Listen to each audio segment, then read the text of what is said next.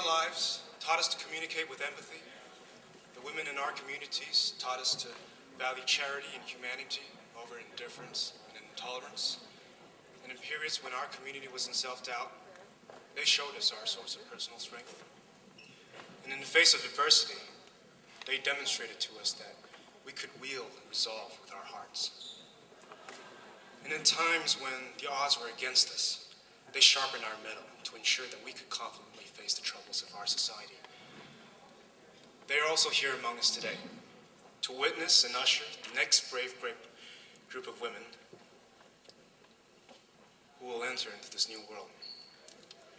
And as the world waits for our arrival, we have the time and privilege as students and as scholars to begin familiarizing ourselves with the present challenges and opportunities that we as a community, as a country, and as a world will encounter.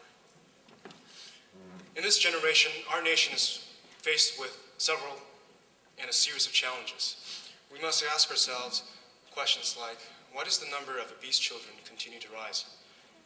Why does the greatest category of gunshot deaths belong to white males with income levels over $40,000? Or why we continue to prefer and ignore the realities of global warming? We have to search deep within, and yet we do not know how to answer. In a speech I once read, one of the great realizations of a country is that we now know we cannot do everything. But on the same token, we must not fall under the delusion that we cannot do anything. We only have to take a look at our history to examine that our nation was built upon the struggles of immigrants who came here to persevere and struggle for the same liberty and equality that we are so comfortably enjoying today. It is perhaps our best interest to ask ourselves what kind of a country we want to be. A country that questions to seek the legal status of our immigrants, or one that welcomes the arrival of those who seek to dream. A country that allows the common interest in profits to blind our path to human justice.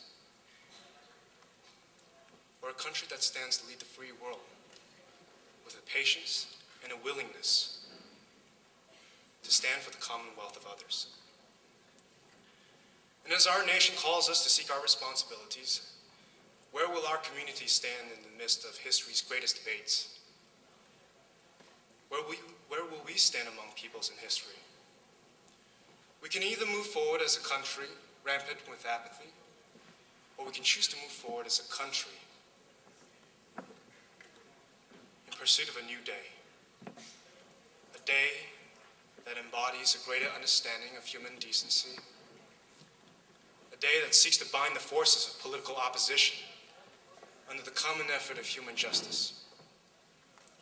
A day that aspires to work towards Dr. King's dream. A day for no remorse, and a day to be kept in the history books. Our women are waiting for us here today to enter into this new planet of peril, but also with new possibilities, and great ones too.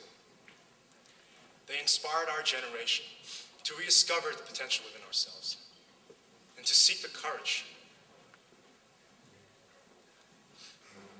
that will help challenge and redefine our society's problems. It is now our time to explore a new dialogue of what our community has not considered and build upon what we can accomplish. Tonight we are here to honor the role of our women who have done so much for us to be in this place of opportunity, and I welcome you. We hope that we can only do the same. To continue that requires us to use our hearts and our energies, and with this, we can begin a new day. A new day for our communities, a new day for our country, and a new day for our world.